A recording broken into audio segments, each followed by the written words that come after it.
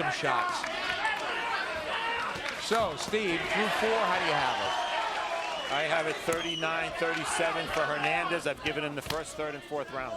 Corley tries a body shot there, the right hook, and there comes back Hernandez with a body shot and then a right hand over the top. I think a lot of those rounds are, you know, could have gone to either guy. I mean, you never know how the judging is going, but I know Corley is the aggressor in this fight, and I think he's landed more punches than Hernandez. Well, but I like Hernandez in terms of him not being intimidated at all, taking it to Corley, willing to stand in a pocket and say, I'm the bigger guy. He's landed some quality shots as a result. And outside of the first round that I gave to Hernandez, I mean, I have Corley up 3 points.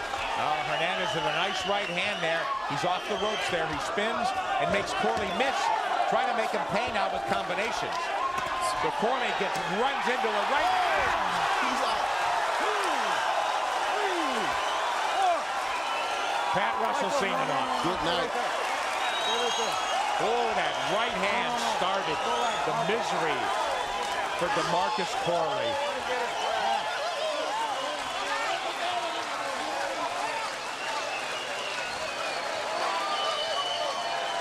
Freddy Hernandez did some major league manipulating there in the ring. He kept moving Corley into that right hand.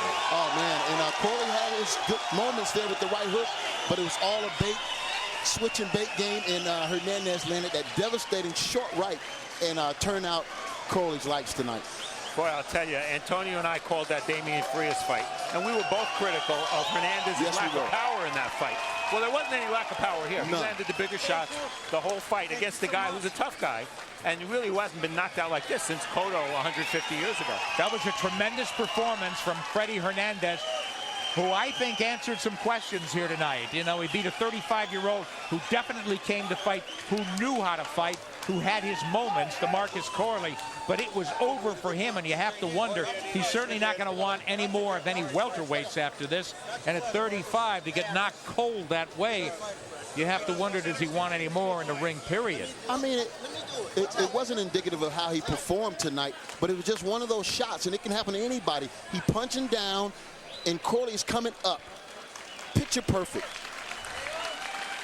Right here, it looked like Corley was just out cold, but about halfway through the count, well, here's the punch again. And, you know, Nick was critical in the early rounds of Corley throwing that uppercut from too far away. He was starting a right uppercut there when he got hit. Looks like he got hit in the neck first over there, and then here's the big shot. Oh. And when you start throwing a right uppercut, as Corley did, his left hand naturally dropped. That created the space for the right hand by Hernandez. And what I was going to say before is about halfway through this count, when you think Corley was basically unconscious, he actually shook his head to disagree with the referee's stoppage, but there was no disagreement here. And what made that punch so devastating, Hernandez put his left hand out first, that blind that shot, and it came over the left shoulder of Corley. He never saw that punch. And weren't we talking about it yesterday? You hit harder when you're punching down than when you punch up. Yes. But when you hit a guy right, he goes. And there was a question about Freddy Hernandez. You know, his last 6 had gone the distance. We really didn't know what kind of crushing power he showed. Yeah, I beat a guy who's a career junior welterweight, but he showed major league power tonight in wiping out, again, Demarcus Corley. Up to Mark Lichtenfeld.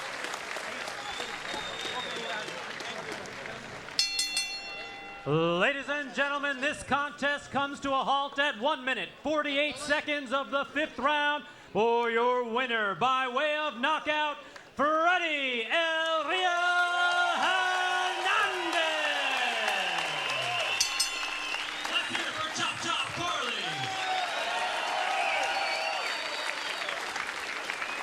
You know, we talked about quality wins for Hernandez. Jesus Soto Carras back in 04, but no doubt his biggest win yet. Well, biggest win not because of who he beat, but because of how he beat him. Absolutely. And the fight dead even on the cards. I had Hernandez up a couple points. Antonio might have disagreed. Well, they were splitting the difference. Doesn't matter. Yeah, exactly. Doesn't matter now. Academic, as Hernandez left no doubt with a pulverizing right hand. As Demarcus Corley back on his feet, maybe to fight another day.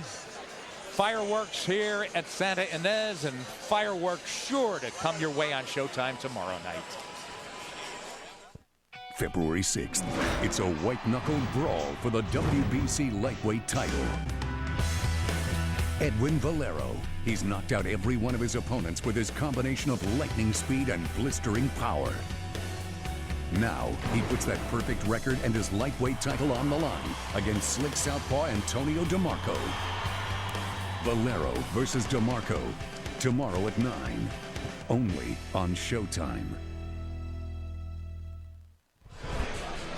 I can't wait for that one tomorrow night. Valero, 26 KOs, 26 fights. Antonio DeMarco, he says he boxes. He wants the brawl too. It's got collision fight written all over it. But Antonio, again, to assess this fight, I say it a lot on Showbox. Context is everything. Performance, who you beat, how you look beating him. Let's talk about Freddy Hernandez based on what you just saw. From what I saw, I just want to welcome Freddy Hernandez to the top echelon of the welterweight division. I mean, he chopped down a guy that had the resume of a world champion, fought all the big names in the last decade, and he showed that he belonged. The power shots to the body, the power shots to the head, and even he took some big shots from Chop Corley. This guy has a granite chin. If he can stay away from the headbutts, accidental butts, I think his star will shine, continue to shine bright. Steve, we talked about this going in. Where is Freddy Hernandez? He's not a typical Showbox fighter. How good is he? What would this reveal? We hoped it would say plenty. Your assessment. Well, my assessment, Nick, is something we learned a long time ago on Showbox. You never judge a prospect, if you want to consider him a prospect, by one fight. Because this was a whole different fighter than we saw with Damian Frias. Because of the style Corley fought, Hernandez had to fight. And I said at the top, he had to win impressively, if not spectacularly, and not mundanely. Well, there was nothing mundane about that win. Well, it was a powerful statement, but moving it to the next mark. Now, he's ranked in one organization for what it's worth at 14. It's time to fight a legitimate top 15 guy now at welterweight. Yeah, right? we felt that way before this fight. Now, Corley was a substitute. Nothing Hernandez could do about that. But I do think it's time he moves up. And again, beating Corley, not all that impressive to me. Beating him the way he beat him was impressive. Well, there's a lot of names out there, and then you start saying they look at this fight. You know, Hernandez all of a sudden is a handful for anybody who's trying to move up and get a title crack, and maybe it's going to be difficult for him to get that next fight. But I agree with you, Steve. He's got to take it. You know, before we check out tonight, and wow, it was so explosive and so fast, these rounds just clicked on. We want to wish our very best to Joe Giacovino, longtime part of our family here at Showbox. Back surgery yesterday. The former fireman in New York City is recovering. We hope to have you back very soon, Joe. And Braylon Crumpler, our Showbox production manager. Braylon, how can you leave us to get married? Women multitask so well. You could do both. You could have the job and you could marry Steve, but you're not Steve Farhood. You're not going to do that. We just wish you all the happiness there is.